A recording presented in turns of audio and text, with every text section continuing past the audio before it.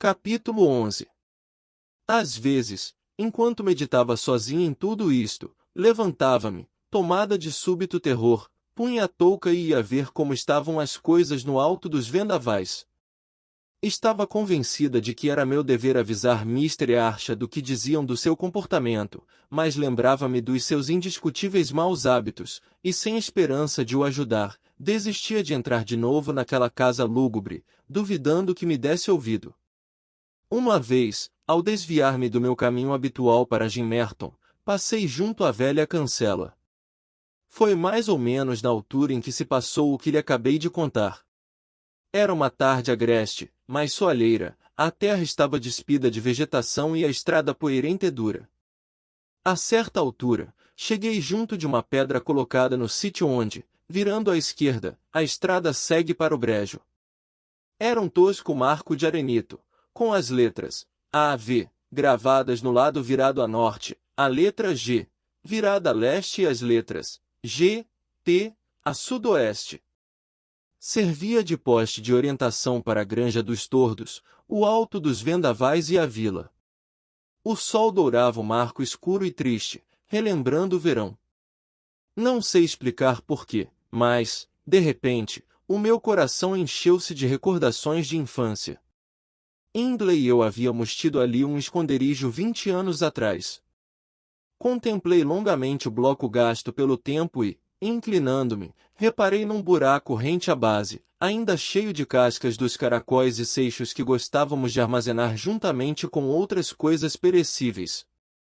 E, com uma incrível realidade, imaginei o meu companheiro de outros tempos sentado na relva seca, com aquela sua grande cabeça castanha inclinada para frente e a mãozita escavar a terra com um pedaço de ardósia. Pobre Hindley! Exclamei involuntariamente. E então apanhei um susto. Os meus olhos corpóreos fizeram-me crer, por momentos, que a criança levantava a cabeça e me fitava. Mas tudo terminou num piscar de olhos, pois logo senti uma vontade irresistível de ir ao alto. A superstição obrigou-me a ceder a este impulso. Será que já morreu? Pensei, ou estará a morrer? Seria isto um presságio de morte? À medida que me aproximava da casa sentia-me cada vez mais perturbada, e, quando a avistei, estremeci. A aparição precedera-me. Lá estava ele, a olhar para mim por trás da cancela. Foi o que me ocorreu ao ver um rapazito de olhos castanhos e cabelos encaracolados com o rosto rosado encostado às grades. Refleti melhor e cheguei à conclusão de que devia ser Areton, o meu Areton. Não estava muito diferente de quando o deixara, há 10 meses atrás. Deus o abençoe, meu filho! Gritei, esquecendo por momentos os meus estúpidos receios. Areton, sou a Nelly. A sua Nelly, a sua ama. Mas ele afastou-se para longe dos meus braços e pegou numa grande pedra. Vim ver o seu pai, Areton. Acrescentei, adivinhando pela sua atitude que, se ainda se lembrava da Nelly, não a reconhecia na minha pessoa. Levantou a pedra para me agredir. Encetei então um longo discurso para o acalmar, que não surtiu qualquer efeito. A pedra acertou-me na touca e dos lábios titubeantes do menino jorrou um chorrilho de palavrões que, entendesse-os ele ou não, eram proferidos com um ênfase perfeito, e o seu rosto de criança exibia uma agressividade que chocava. Acredite, Mr. Lockwood, que me senti mais magoada que ofendida. Quase a chorar, tirei uma laranja do bolso para o acalmar. Hesitou, mas arrancou-me da mão como que se pensasse que eu só o queria enganar e não lhe quisesse dar. Mostrei-lhe então outra que mantive longe do seu alcance. Quem lhe ensinou essas palavras, meu menino? Perguntei. Foi o senhor cura? Raios te partam a ti mais, ó cura! Dá-me isso! Retorquiu. Diga lá quem lhe ensinou essas palavras e eu dou-lhe a laranja, disse eu. Quem é o seu professor? É o diabo do meu pai, foi a resposta. E que lhe ensina o seu pai? Prossegui. Tentou agarrar a laranja, mas eu levantei-a mais alto. Que lhe ensina ele? Repeti. Nada respondeu. Só que não lhe apareça à frente. Não gosta de mim porque lhe rogo pragas. Ah! Então é o diabo quem lhe ensina a rogar pragas. Não, balbuciou. Quem é, então? É o Eatif. Perguntei-lhe se gostava de Eatif. Gosto, replicou. Quando lhe perguntei por que razão gostava de Eatif, respondeu. Não sei. Faz ao meu pai o que ele me faz a mim. Amaldiçoa o meu pai quando ele me amaldiçoa a mim. E diz que eu posso fazer o que muito bem me apetecer. Então o senhor cura não o ensina a ler e a escrever? Continuei. Não. O Eatif corta-lhe as goelas se ele se atrever a entrar por esta cancela. O Eatif jurou.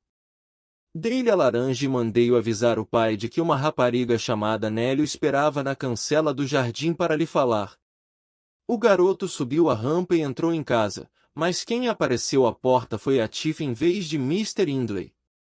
Dei meia volta e corri pela estrada abaixo o mais depressa que pude, sem parar, até alcançar o marco de orientação, como se o diabo viesse no meu encalce.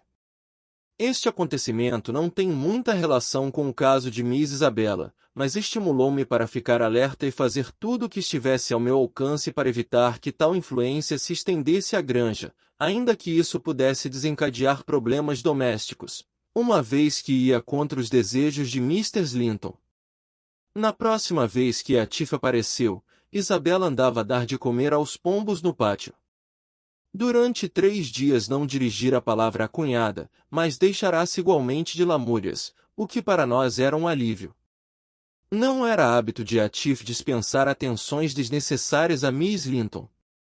Porém, desta vez, assim que a avistou, a sua primeira preocupação foi correr o olhar pela fachada da casa. Eu estava na janela da cozinha, mas escondi-me. Ele, então, atravessou o pátio, foi ter com ela e disse-lhe qualquer coisa que a deixou aparentemente envergonhada e com vontade de se afastar, mas Eatif agarrou-lhe o braço, impedindo-a de fazer, e ela desviou a cara. Aparentemente, ele fizera-lhe alguma pergunta que ela não fazia atenção de responder. Olhou de novo para a casa e, julgando que ninguém o estava a ver, o patife teve o descaramento de a beijar. Judas! Traidor! Bradei. Com que então também és um hipócrita? Um grande fingido. Quem, Nelly? Disse a voz de Catherine por trás das minhas costas. Eu estava tão distraída a vigiar aqueles dois, que não dera fé da sua entrada. O seu amiguinho. Respondi com veemência. Aquele tratante. Ah, já nos viu. Vem para cá. Será que vai ter o desplante de arranjar uma desculpa para fazer a corte à menina, depois de ter dito que a odiava? Mr. Linton viu Isabela libertar-se e correr para o jardim. 1 minuto depois, Eatif abriu a porta. Não consegui esconder a minha indignação, mas Catherine, zangada, pediu silêncio e ameaçou pôr-me fora da cozinha se eu tivesse o atrevimento de meter o bedelho onde não era chamada. Quem te ouvir, há de pensar que és a dona da casa. Exclamou. Põe-te no teu lugar.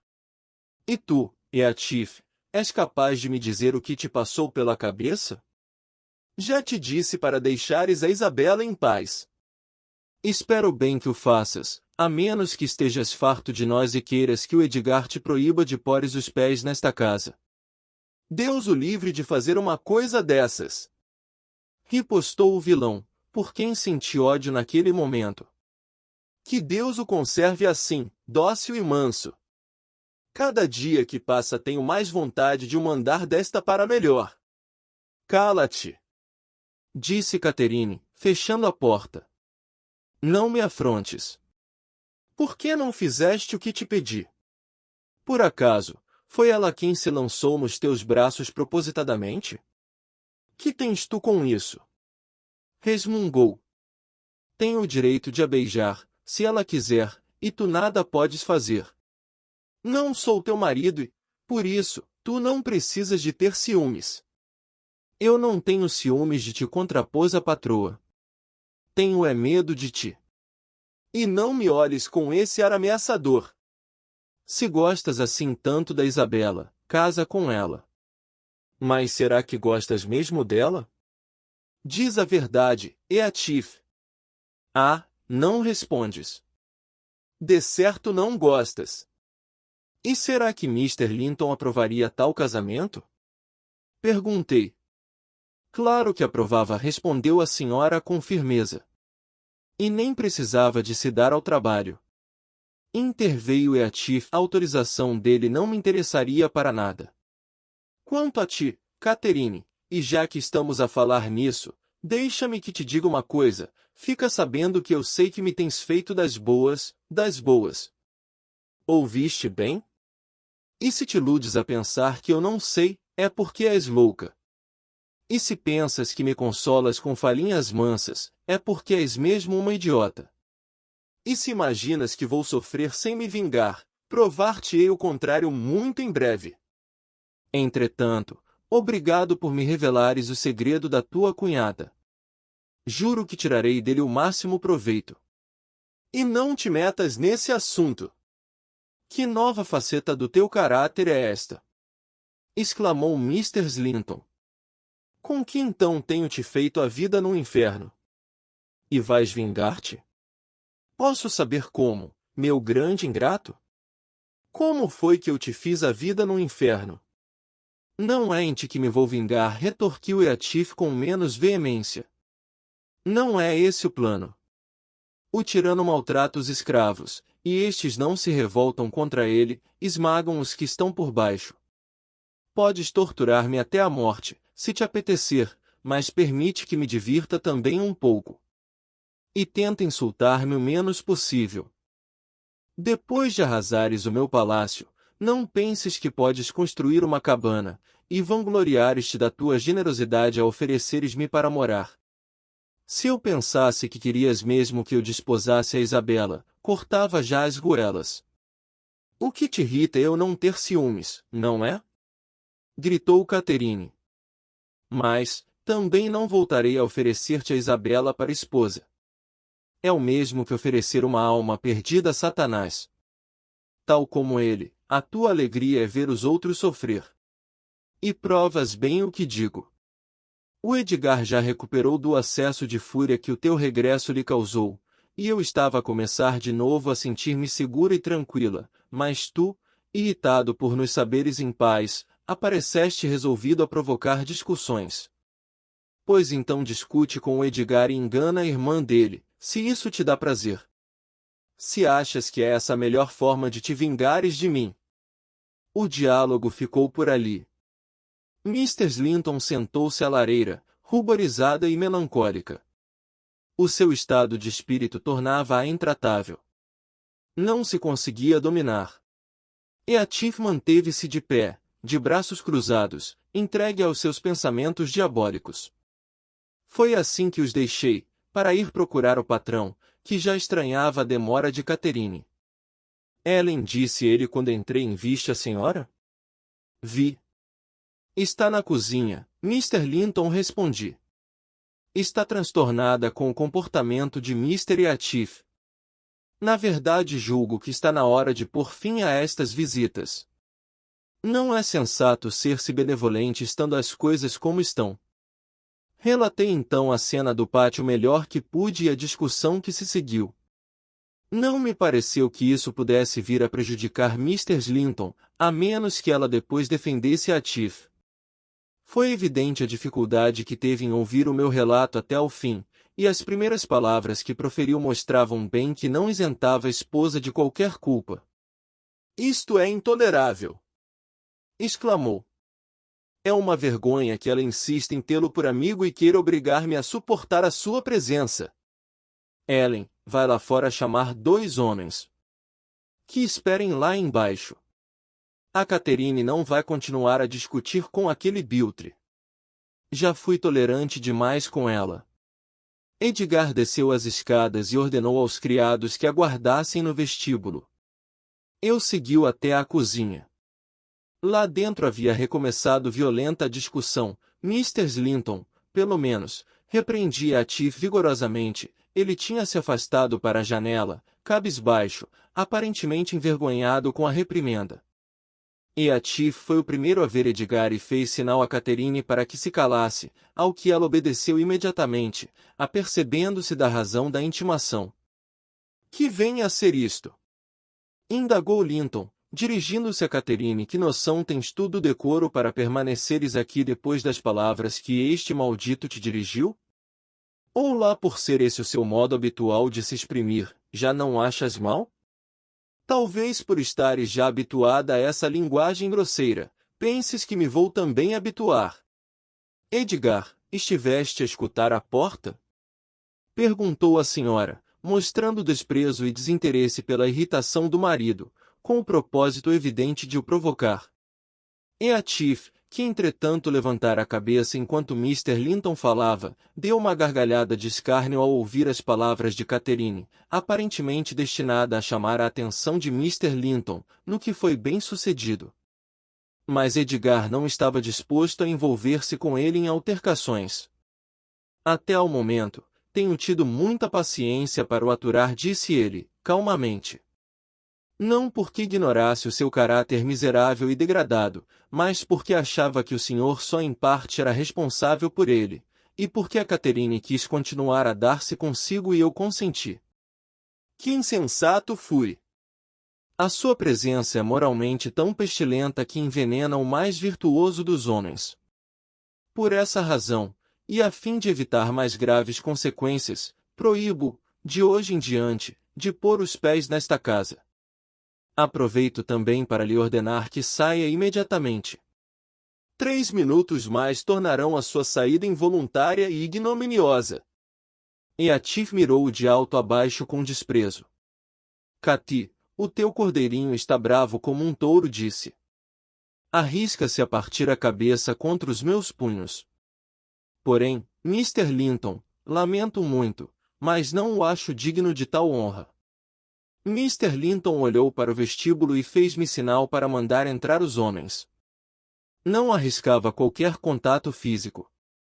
Obedeci ao sinal, mas Mr. Linton, desconfiada, veio atrás de mim, quando eu ia chamá-los, puxou-me para trás e fechou a porta à chave.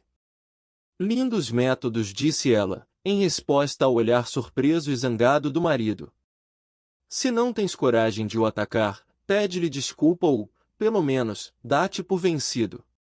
Assim, aprendes a não ostentares qualidades que não possuis. Não, vou mais a engolir a chave antes que me consigas tirar. Bela recompensa recebi pela minha bondade para com os dois. Depois de ter sido indulgente para com a fraqueza de um e a maldade do outro, recebo como recompensa 2 provas da mais estúpida e absurda ingratidão. Edgar, eu estava a defender-te, a ti e aos teus, por isso, agora, gostava que o Atif te desse uma sova por teres pensado mal de mim. Não foi precisa sova nenhuma para se obter o mesmo resultado. Edgar tentou arrancar-lhe a chave, mas Catherine arremessou-a com ímpeto para a fogueira. Perante isto, Edgar foi sacudido por um arrepio nervoso, ficando pálido como a morte. Nem que a sua vida disso dependesse, teria sido capaz de dominar aquele arrepio. Um misto de angústia e humilhação apoderou-se dele, apoiando-se ao espaldar de uma cadeira, tapou a cara. Oh, meu Deus, noutros tempos ter-te-iam armado cavaleiro! Exclamou Mr. Slinton. Fomos derrotados! Fomos derrotados! Se Atif levantasse um dedo contra ti, seria o mesmo que o rei lançar os seus exércitos contra um ninho de ratos. Anima-te que ninguém te faz mal, tu nem um cordeirinho és, pareces antes um coelho recém-nascido. Que esse cobardolas com aguadilha nas veias te faça bom proveito, Cati. Disse Atif. Dou-te os meus parabéns pelo teu bom gosto. Com que então, foi por essa coisa que se baba e não para de tremer que tu me preteriste. Um murro não lhe dava, mas deva-lhe um pontapé de boa vontade. Está a chorar ou será que vai desmaiar de medo? O valentão aproximou-se e deu um encontrão à cadeira a que Mr. Linton se apoiava. Bem melhor teria sido manter-se à distância. O meu patrão endireitou-se num repente e desferiu-lhe na garganta um golpe que o teria prostrado, fosse ele um homem de compleição mais fraca. O soco deixou-o por momentos sem respiração. E, enquanto ele se recompunha, Mr. Linton saiu para o pátio pela porta das traseiras e dirigiu-se para a entrada principal. Pronto! Conseguiste por fim as visitas, choramingou Catherine, e agora vai-te embora antes que ele regresse com um par de pistolas e meia dúzia de ajudantes. Se ele realmente nos ouviu, jamais nos perdoará. Pregaste-me uma linda partida, Eatif. Mas agora vai, não percas tempo. Prefiro ver o Edgar em maus lençóis do que tu. Julgas porventura que ele me dá um soco e não leva o troco? Gritou Eatif. Não. Nunca. Antes de sair por aquele portão meto-lhe dentro as costelas como se ele fosse uma avelã xoxa. Se não lhe bato hoje, qualquer dia mato. Por isso, se dás algum valor à sua vida, deixa-me bater-lhe agora. Ele não vai voltar, mentiu. Lá vem o cocheiro e 2 jardineiros. Não vai, com certeza, ficar à espera que eles o escorrassem. Vêm armados de cacetes e o patrão deve estar a observá-los da janela para ver se cumprem as ordens recebidas.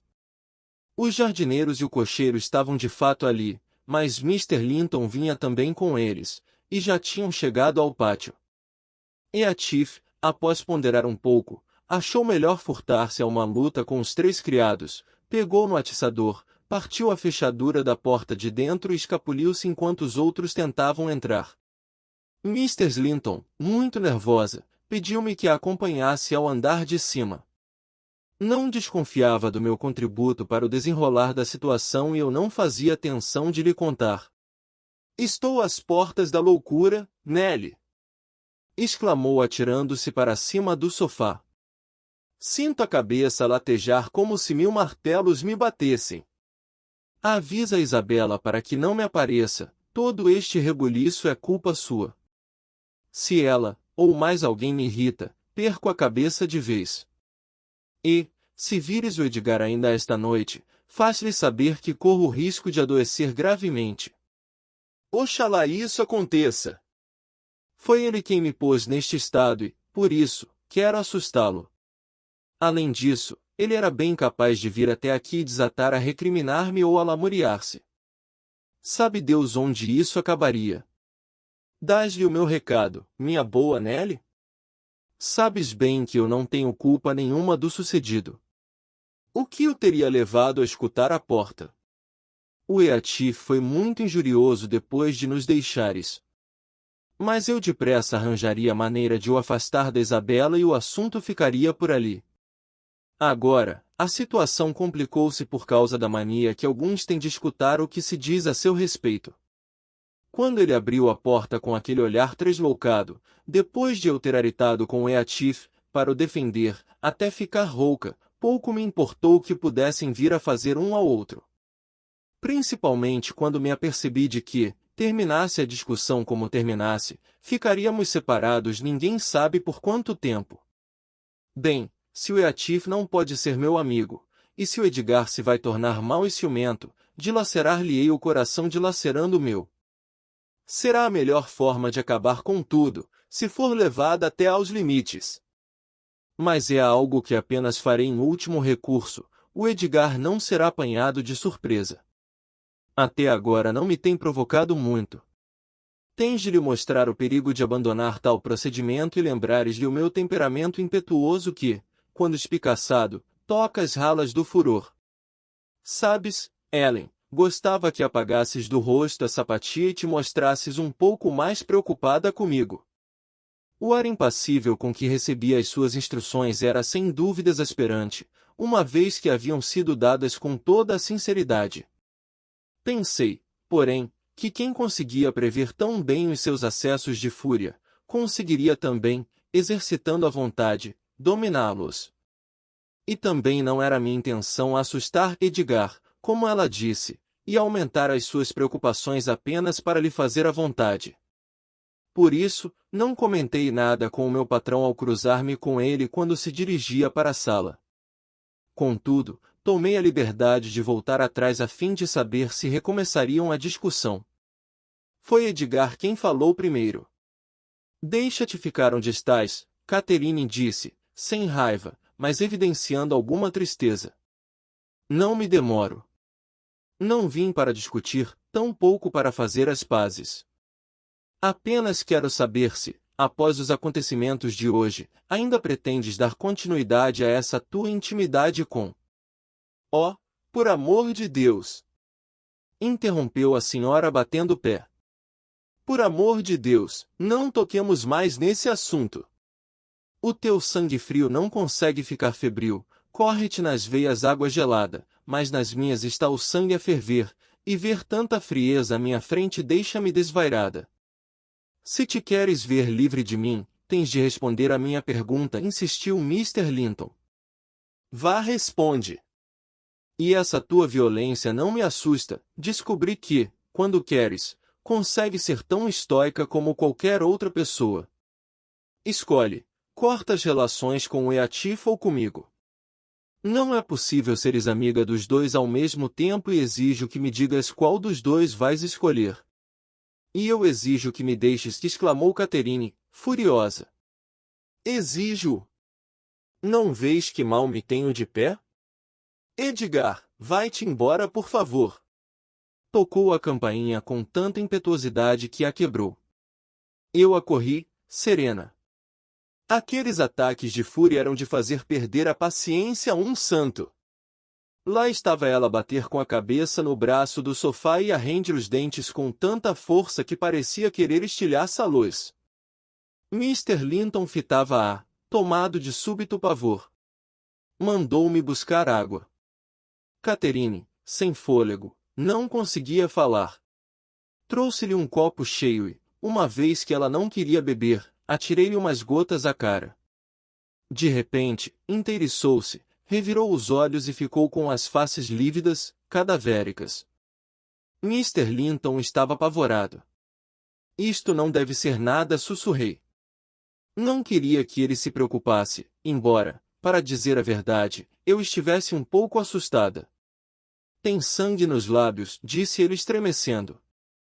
Não se preocupe, respondi. E dei-lhe a conhecer a sua intenção de simular um ataque de nervos antes da chegada dele.